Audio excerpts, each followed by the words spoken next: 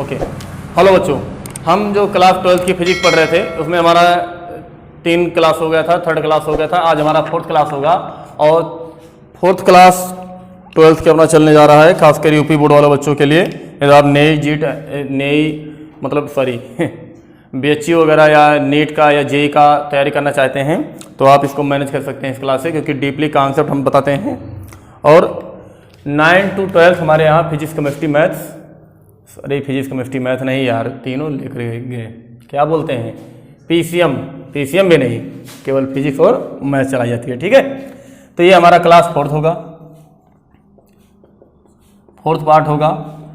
4th part में जो हमारा सबसे पहला हेडिंग होगा टेस्ट चार्ज, परीक्षण आवेश। क्या होगा? परीक्षण आवेश। तो चलिए कॉपी पेन निकालिए और हेडिंग लगा लीजिए परीक्षण आवेश। क्या लगाएंगे? परीक्षण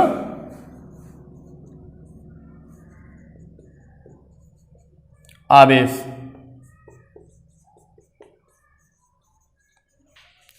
टेस्ट चार्ज, इंग्लिश क्या होगी? टेस्ट चार्ज, परीक्षण आवेश। तो ये परीक्षण आवेश होता क्या है? अच्छा, इसका काम क्या है, ये क्या मतलब होता है? तो सुनिए, जैसे मान लीजिए यहां पर कोई प्लस क्यू आवेश है, हम कहेंगे इसके कारण चारों ओर इसका पावर होगा, वैद्युत क्षेत्र होगा या नहीं होगा? बिल्कुल होगा। तो अब यहां पर होगा कि यहां पर होगा कि यहां पर होगा, यह हमें चेक करने के लिए कि जो वैद्युत क्षेत्र है वो किधर है, यहां पर है या यहां पर है या यहां पर है, हम करेंगे क्या? टेस्ट चार्ज ले जाएंगे, यहां पुट करेंगे, इस पर कोई फोर्स नहीं लगा, हमने कहा कि यहां पर वैद्युत क्षेत्र नहीं है। लेकिन जैसे यहां ले गए, हमने देखा कि इस पर या तो प्रतिकर्षण बल लग रहा है या तो आकर्षण बल लग रहा है, तो हमने तुरंत कह दिया कि यहां पर भी वैद्युत क्षेत्र का मान है। ठीक, तो टेस्ट चार्ज का काम होता है वैद्युत क्षेत्र है या नहीं उसको चेक करना। ठीक है, तो लिखेंगे यह एक अति सूक्ष्म आवेश होता है, यह एक अति सूक्ष्म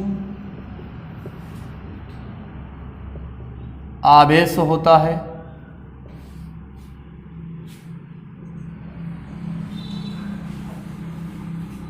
जिसका अपना वैद्युत क्षेत्र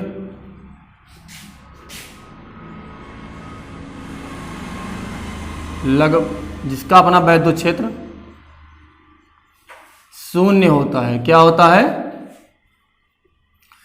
शून्य होता है। ये कैसा आवेश है? बहुत छोटा सा सूक्ष्म आवेश है जिसका अपना कोई वैद्युत क्षेत्र नहीं होता है, मतलब इसका वैद्युत क्षेत्र क्या होता है? शून्य होता है। ठीक, अब इसके बारे में कुछ पॉइंट हम लोग लिखेंगे। इसे हम लोग Q0 से इंडिकेट करते हैं, मतलब इसे Q0 से प्रदर्शित करते हैं या लिखते हैं, बात एक ही है, लिखते हैं, लिख दीजिए। दूसरी बात ये लिखेंगे कि यह एक अदिश राशि है, वैसे आवेश भी एक अदिश राशि है। यह अदिश राशि है। कैसी राशि है? पूछे कि यह मूल राशि है या व्युत्पन्न राशि है, तो यह एक व्युत्पन्न राशि है। क्या है? व्युत्पन्न राशि। यह एक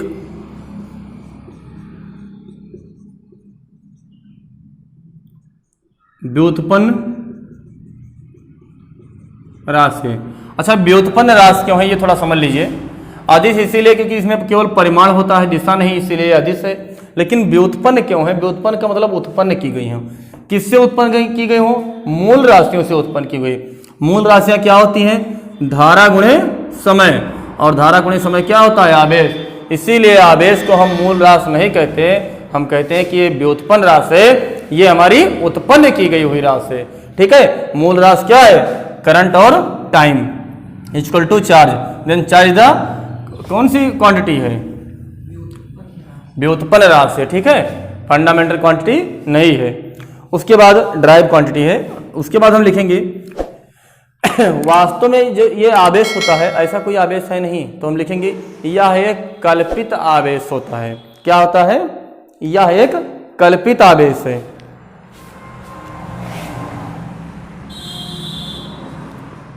यह एक कल्पित आवेश है। कैसा आवेश है? कल्पित आवेश है।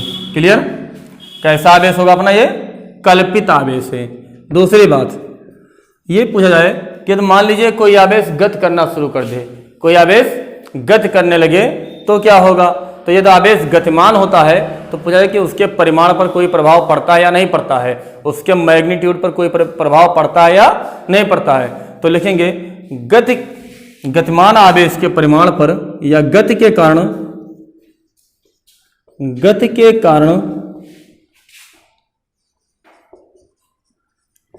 आवेश के परिमाण पर कोई प्रभाव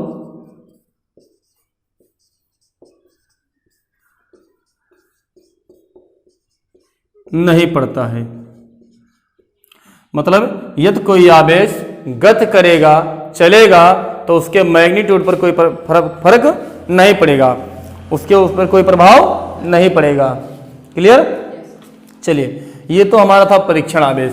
ठीक, इसमें हम लोग क्या पढ़ें? यह एक अति सूक्ष्म आवेश होता है जिसका अपना कोई वैद्युत क्षेत्र ना हो। मतलब इतना छोटा आवेश है कि खुद का वैद्युत क्षेत्र नहीं है या नगण्य हो, लगभग जिसका अपना वैद्युत क्षेत्र शून्य होता है या नगण्य होता है। उसके बाद हम क्या बताएं कि इसे हम Q0 से लिखते हैं। दूसरी बात क्या आई? यह एक अदिश राशि है, स्केलर क्वांटिटी है। तीसरी बात क्या आई? यह एक व्युत्पन्न राशि है। और क्या है? ये एक कल्पित आवेश है, क्योंकि वास्तव में ऐसा कोई आवेश नहीं है जिसका अपना कोई वैद्युत क्षेत्र ना हो। यदि वो आवेश है तो वैद्युत क्षेत्र होगा, लेकिन तो हमने क्या माना कि ये कल्पित है, ये काल्पनिक है, वास्तविक नहीं है, इमेजिनरी है, रियल में नहीं है।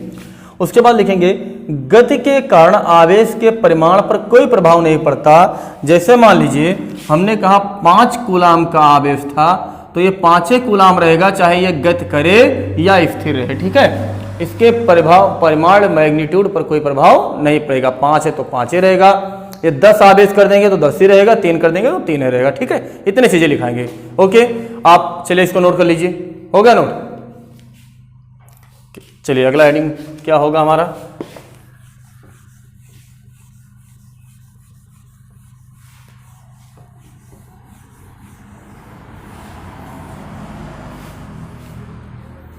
चलिए अगला हेडिंग होगा वैद्युत बल की गुरुत्वाकर्षण बल से तुलना।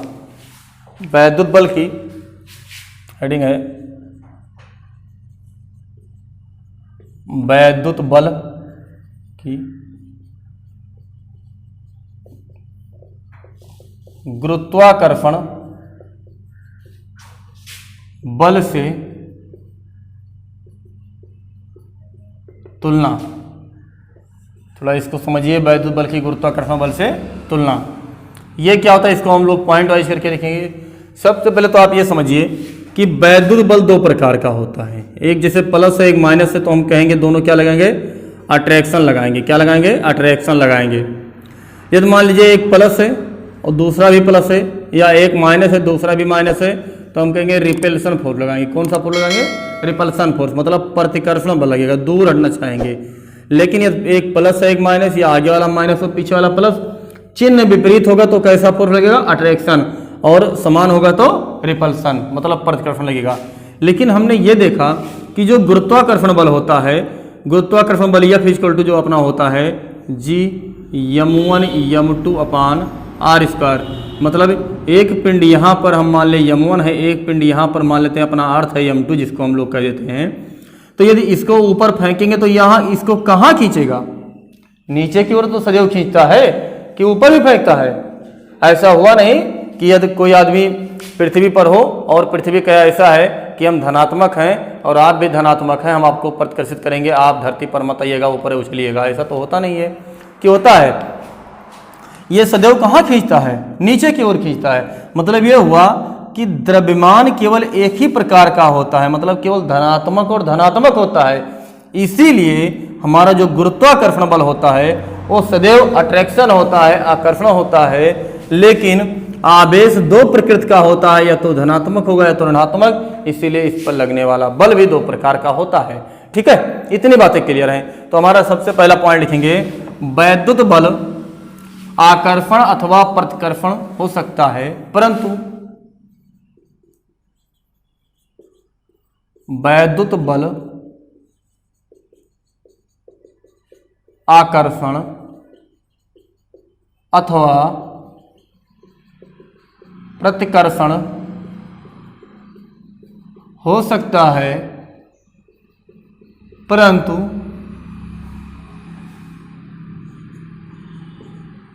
गुरुत्वाकर्षण बल सदैव आकर्षण बल होता है। कैसा होता है? आकर्षण बल होता है। मतलब वैद्युत बल हमारा दो प्रकार का हो सकता है, लेकिन जो गुरुत्वाकर्षण बल होगा केवल एक ही प्रकार का होगा। ठीक है, अगला पॉइंट देखते हैं। दूसरा पॉइंट क्या होगा? दूसरा पॉइंट यह होगा कि वैद्युत, अच्छा एक चीज ये समझिए, जिससे अभी आपको आगे बढ़ाया जाएगा कि यहाँ पर प्लस क्यू आवेश है, यहाँ पर प्लस क्यू आवेश है, लेकिन दोनों के बीच जो लगने वाला बल था, दोनों की दिशा एक दूसरे के अंदर की ओर होगी। आकर्षण मतलब रिपल करेगा, ये इधर भगाएगा, ये इधर भगाएगा। प्रतिकर्षण का होगा। तो इनके बीच में कोई माध्यम भर दें, मोम भर दें, लकड़ी का बुरादा भर दें, कुछ भी भर दें, तो इनके बल पर प्रभाव पड़ता है, बल का मान घट सकता है। लेकिन जो गुरुत्वाकर्षण बल है ऐसा नहीं है कि ये अपनी अर्थ है आप वहाँ ऊपर से कूदेंगे किसी फ्लाइट से, मान लीजिए छलांग लगा दीजिए और बीच में बस्ती है, मकान है या पेड़ पौधे हैं, तो आपको पृथ्वी नहीं खींचेगी या कम बल से खींचेगी। ये माध्यम पर निर्भर नहीं करता। तो क्वेश्चन यही बनता है, अगला हमारा पॉइंट, कि जो वैद्युत बल है आवेशों के बीच माध्यम पर निर्भर करता है, लेकिन गुरुत्वाकर्षण बल द्रव्यमानों के बीच माध्यम पर निर्भर नहीं करता। यहाँ हम लिख देंगे वैद्युत बल माध्यम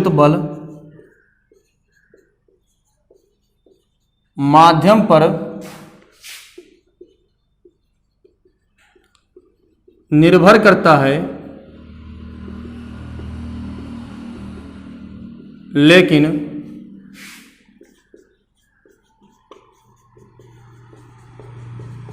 गुरुत्वाकर्षण बल माध्यम पर निर्भर नहीं करता है। ठीक है, ओके, ये तो हमारा सेकंड पॉइंट था। तीसरा पॉइंट यह होता है कि किसका मान अधिक होता है, वैद्युत बल का या गुरुत्वाकर्षण बल का मान अधिक होता है। तो थोड़ा इसको हम लोग छोड़ कर ही समझ लेते हैं। अभी आपको आगे बताया जाएगा कि जो वैद्युत बल होता है F = फार्मूला होता है 1/4 pi epsilon not Q1 Q2 बटा r²। इसकी वैल्यू जो होती है 9 × 10⁻9 होती है। और जो गुरुत्वाकर्षण बल होता है F = Gm1 m2 बटा r²। हम ये देखेंगे कि यहाँ भी r² है, यहाँ भी r², मतलब ये वर्ग व्युत्क्रमानुपाती नियम का पालन करता है। वर्ग मतलब स्क्वायर हो, व्युत्क्रम मतलब उल्टा हो, ये वर्ग व्युत्क्रमानुपाती नियम का पालन करता है। तो हमारा अगला जो पॉइंट बन जाएगा यह, मतलब यह कौन, दोनों बल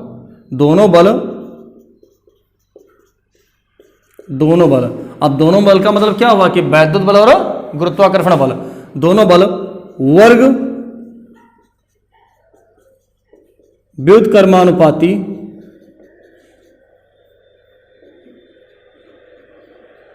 नियम का पालन करते हैं। क्या करते हैं? पालन करते हैं। मतलब जो दोनों बल वर्ग व्युत्क्रमानुपाती नियम का पालन करते हैं, जो हमारा वैद्युत बल और गुरुत्वाकर्षण बल है, ये दोनों के दोनों वर्ग व्युत्क्रमानुपाती मतलब स्क्वायर है। ये मतलब ये हुआ कि यदि थोड़ा इस नियम का या इस स्क्वायर का मतलब समझिए क्या बता रहे हैं आपको। मान लीजिए यहाँ पर प्लस क्यू आवेश है, यहाँ पर प्लस क्यू आवेश है। अब हमने देखा दोनों के बीच की दूरी r है। यहाँ पर मान लेते हैं एक द्रव्यमान m1 है और एक द्रव्यमान m2 है, और दोनों के बीच की दूरी r है। तो नियम यही होता है कि इसको हम 2 गुना कर दें तो 2 का स्क्वायर 4, ये 4 गुना उल्टा हो जाएगा, मतलब घट जाएगा। यदि इसको 2 गुना कर देंगे तो ये 4 गुना घट जाएगा। तीसरी बात, यदि हम इसको आधा कर दें तो ये दूरी जैसे आधा होगी तो ये 4 गुना बढ़ जाएगा। यहाँ पर दूरी आधा करेंगे तो 4 गुना बढ़ जाएगा।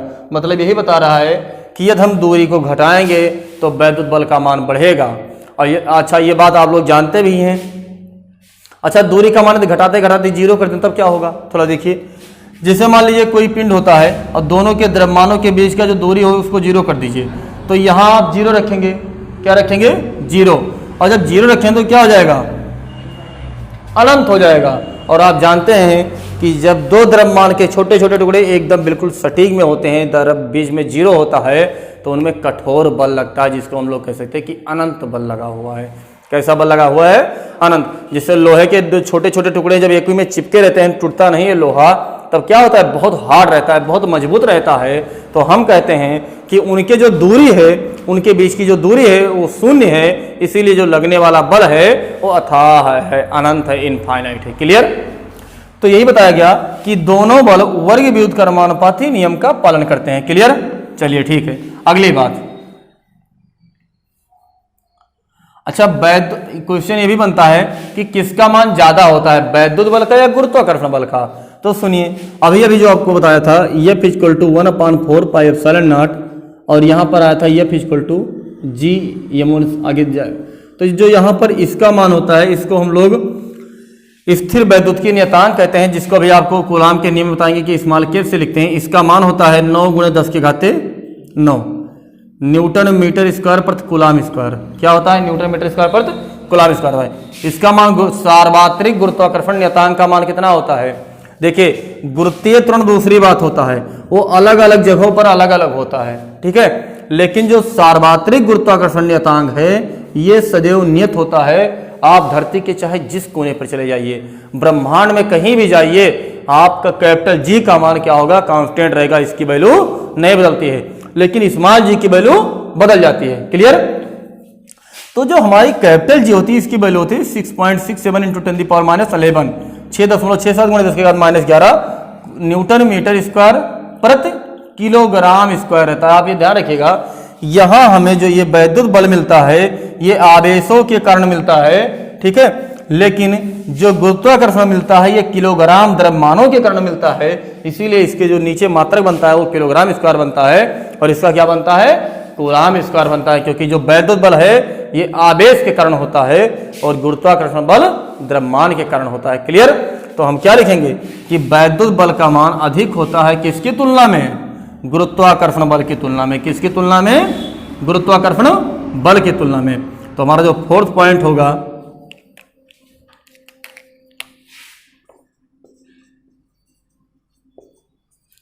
वैद्युत बल का मान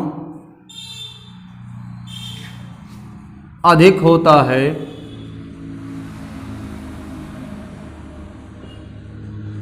गुरुत्वाकर्षण बल की तुलना में। ठीक, जो हमारा वैद्युत बल का मान होता है ये अधिक होता है, बहुत अधिक होता है। फिलहाल हम यहां लगा लेंगे मच ग्रेटर देन, बहुत अधिक होता है किसके, गुरुत्वाकर्षण बल की तुलना में। क्लियर। हमारा जो अगला पॉइंट होगा, क्वेश्चन ये आता है कि जो दोनों के बीच लगने वाला बल होता है ये इनको मिलाने रेखा के अनुदिश होता है। कैसे, इस बात को समझिए। जैसे मान लीजिए यहाँ पर प्लस क्यू आवेश है, यहाँ पर माइनस क्यू आवेश, दोनों के बीच जो रेखा मिलाएगी तो जो लगने वाला बल होगा इन्हीं के बीच में तो लगेगा, इसी रेखा पर लगेगा। ठीक है। ऐसे द्रव्यमान पर होता है, मान लीजिए द्रव्यमान m1 है, ये m2 है, और दोनों के बीच मान लीजिए प्रतिकर्षण का या आकर्षण का बल लग रहा है, तो ये क्या करेगा, जो लगने वाला बल होगा इधर नहीं लगेगा, इनको मिलाने वाली रेखा के अनुदिश लगेगा। तो अगला हमारा पॉइंट इसी पर होगा कि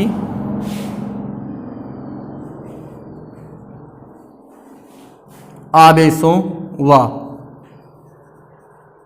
द्रव्यमानों को मिलाने वाली रेखा के अनुदिश बल की दिशा होती है। बल की दिशा होती है, मतलब जो वैद्युत बल और गुरुत्वाकर्षण बल लगेगा उसकी दिशा क्या होगी, आवेशों को मिलाने वाली और द्रव्यमानों को मिलाने जो रेखा होगी उसी के अनुदिश होगी, उसी के लीनियर होगी, along to the axis of charge and द्रव्यमान। जो हमारा आवेश को मीट करती है, मिलाती है लाइन, या द्रव्यमानों को मिलाती है लाइन, उन्हीं की क्या होती है, अनुदिश होती है। क्लियर। चलिए ठीक है, इसको नोट कीजिए। अगला पॉइंट हम पढ़ा रहे हैं, अगला हेडिंग हमारा होगा कूलाम का नियम। नोट हो चुका? चलिए अगला हेडिंग देखिए। अगला हेडिंग होगा हमारा, सबसे इम्पॉर्टेंट है और जिस पर काफ़ी न्यूमेरिकल हमारे बनते हैं, कूलाम का नियम। कूलाम एक साइंटिस्ट थे, वैज्ञानिक थे, और उन्होंने आवेशों के बीच लगने वाले बल को बताया कि कितना बल लगेगा, बल का परिमाण क्या होगा, बल का फार्मूला क्या होगा। तो हेडिंग लगा लीजिए, कूलाम का नियम।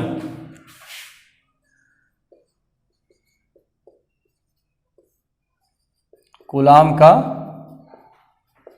नियम, कूलाम सला जिसको बोलते हैं, कूलाम का नियम। ठीक है, तो अब इसको समझिए क्या होता है। यदि मान लीजिए एक आवेश Q1 है और दूसरा आवेश क्या है, Q2 है। अब दो के दोनों प्लस हो या माइनस हो उससे मतलब नहीं है। और यदि इनको मिलाने वाली रेखा, इनके बीच की दूरी R हो, कितनी हो, R हो, तो जो इन पर लगने वाला बल होगा F, उन्होंने बताया कि लगने वाला बल ऐसे लिख लेंगे, यदि Q1 व Q2 दो आवेश हैं,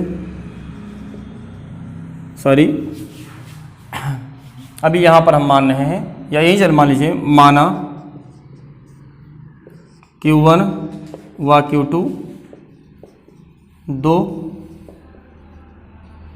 बिंदु आवेश हैं। कैसे हैं? बिंदु आवेश हैं, तथा उनके बीच की दूरी स्मॉल r है। तो या हो तो लगने वाला बल या बराबर, चलिए अब यहाँ पर इनके बीच जो लगने वाला बल होगा उसका पहले हम कूलाम का नियम या डिफिनीशन लिख लेते हैं कि होता क्या है। तो डिफिनीशन होता है, किन्हीं दो बिंदु आवेशों के बीच, सॉरी हेडिंग रखिएगा, किन्हीं दो बिंदु आवेश, मतलब कूलाम का नियम केवल और सिर्फ केवल बिंदु आवेश, छोटे छोटे आवेशों के लिए ही सत्य है, बड़े आवेश के लिए नहीं। उसमें इंटीग्रेशन मेथड लगा के हम लोग किया जाएगा। ठीक है, तो कूलाम का नियम है, किन्हीं दो बिंदु आवेशों के बीच, किन्हीं दो बिंदु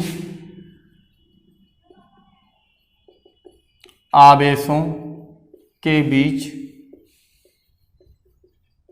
लगने वाला वैद्युत बल,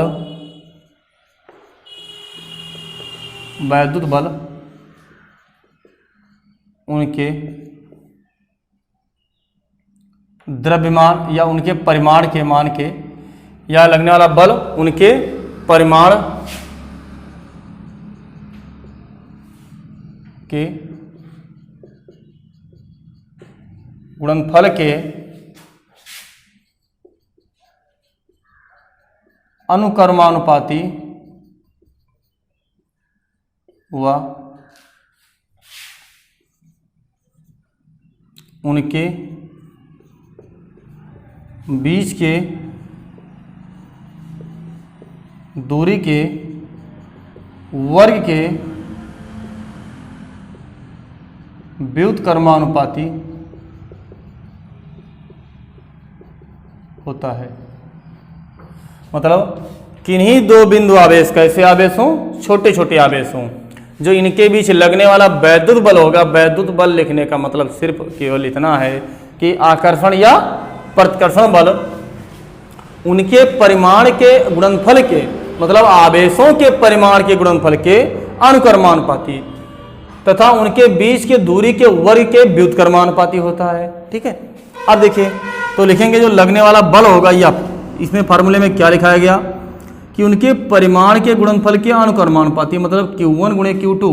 अब यहाँ पर हम मॉडुलस लगा सकते हैं। मॉडुलस लगाने का सिर्फ मतलब केवल इतना होगा कि यदि एक धनावेश है ऋणावेश तो हम दो के दोनों धनावेश लेंगे। ठीक है, या जहाँ परिमाण और मैग्नीट्यूड की बात आती है वहाँ पर हम मॉड लगा देते हैं, समीकरण 1 बन जाएगा। उसके बाद सेकंड में लिखाया गया है कि उनके बीच के दूरी के वर्ग के व्युत्क्रमानुपाती, मतलब जो आर स्क्वायर व्युत्क्रमानुपाती हो जाए। ये हमारा दूसरा समीकरण हो जाएगा। क्लियर। चलिए इसको हम थोड़ा यहाँ लिख दे रहे हैं, देखिएगा। समीकरण 1 व 2 से, समीकरण 1 व 2 से यह समानुपाती हो जाएगा Q1 Q2 बटा आर स्क्वायर। चलिए हम बार बार मॉडुलस नहीं लगा रहे हैं, एक बार हो गया परिमाण। हमने बता दिया कि मॉडुलस इसमें जो हम आवेश लेंगे उनका चिन्ह नहीं लेंगे, साइन नहीं लेंगे, केवल परिमाण वैल्यू लेंगे, मैग्नीट्यूड लेंगे। ठीक है। अच्छा, यहाँ समानुपाती का चिन्ह हटेगा तो एक नियतांक लगेगा जिसको स्मॉल के नाम दिया जाएगा। क्या नाम दिया जाएगा? स्मॉल के नाम दिया जाएगा। ये हमारा कूलाम का नियम होता है, जहाँ जो स्मॉल के है वो स्थिर वैद्युत की या स्थिर वैद्युत नियतांक है, वैद्युत नियतांक है, जिसका मान 1/4 पाई एप्सिलॉन नॉट होता है, और जिसकी वैल्यू या निर्वात या वायु के लिए लगा लेंगे यहाँ, निर्वात या वायु के लिए जिसका मान 9 × 10⁹ न्यूटन मीटर स्क्वायर प्रति कूलाम स्क्वायर होता है। ठीक है। तो जो स्मॉल के है उसका मान होता है 1/4 पाई एप्सिलॉन नॉट, इसको एप्सिलॉन कहते हैं, और इसकी वैल्यू होती है 9 × 10⁹ न्यूटन मीटर स्क्वायर प्रति कूलाम स्क्वायर। चलिए इसके बाद हम यहाँ लिख रहे हैं, आप लोग थोड़ा देखिएगा कैसे लिखा जा रहा है। बड़ा उल्टा सीधा लिख गया है, थोड़ा मैनेज कीजिएगा। ठीक है। तो यहाँ पर जो ये चिन्ह है इसको हम एप्सिलॉन नॉट बोलते हैं, और इसकी वैल्यू होती है 8.85 × 10⁻12 कूलाम स्क्वायर प्रति newton metre square, coulomb square प्रति न्यूटन मीटर स्क्वायर। ठीक है। तो इसमें अच्छा ये है क्या? ये निर्वात या वायु की विद्युतशीलता है, विद्युतशीलता है।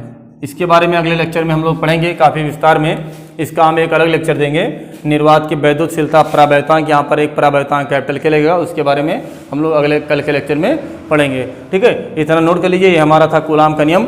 इसको हम दोबारा समझा दे रहे हैं, एक बार इसको हम दोबारा समझा रहे हैं, समझ लीजिए। उसके बाद हम कुछ इस पर न्यूमेरिकल करेंगे कूलाम के नियम पर। ठीक है।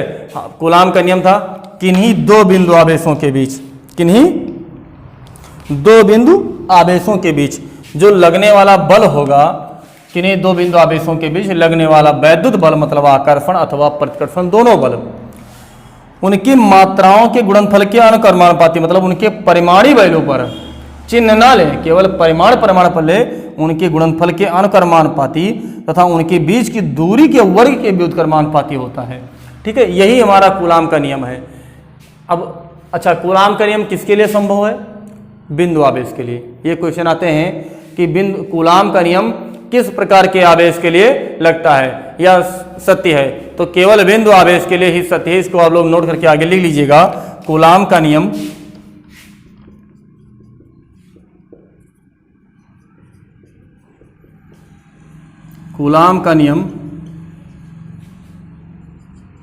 केवल बिंदु आवेश के लिए ही सत्य है, बड़े बड़े आवेश के लिए नहीं लगेगा। बड़े आवेश के लिए हम लोग उसको छोटे छोटे पार्ट में तोड़ेंगे, उसके बाद समाकलन मेथड लगाएंगे, इंटीग्रेशन मेथड लगा के फिर फॉलो करेंगे। उसके बाद इतना आया, हमने दोनों समीकरण 1 व 2 को हल किया तो आया यफ समानुपाती Q1 Q2 बटा आर स्क्वायर। समानुपाती का चिन्ह हटा तो एक नियतांक लगा जिसको हम लोग स्थिर वैद्युत नियतांक कहते हैं। निर्वात या वायु के लिए जो स्मॉल के का मान होता है 1/4 पाई एप्सिलॉन नॉट होता है, इसकी वैल्यू 9 × 10⁹ न्यूटन मीटर स्क्वायर प्रति कूलाम स्क्वायर होती है। उसके बाद हमने लिखा है कि ये जो चिन्ह एप्सिलॉन बना है इसकी वैल्यू क्या होती है? तो ये निर्वात या वायु की विद्युतशीलता है, और इसका मान होता है 8.85 × 10⁻12 कूलाम स्क्वायर प्रति न्यूटन मीटर स्क्वायर। ठीक है। इतनी चीजें होती हैं। हम इनकी वैल्यू भी निकाल सकते हैं। एप्सिलॉन की वैल्यू निकालने को बोला जाए तो हम निकाल सकते हैं। कैसे निकाल सकते हैं? यहाँ पर 4 पाई से कहीं गुणा कर देंगे, 4 पाई का मान रख देंगे, हल कर देंगे, फिर पलट देंगे, उसके बाद एप्सिलॉन नॉट का मान आ जाएगा।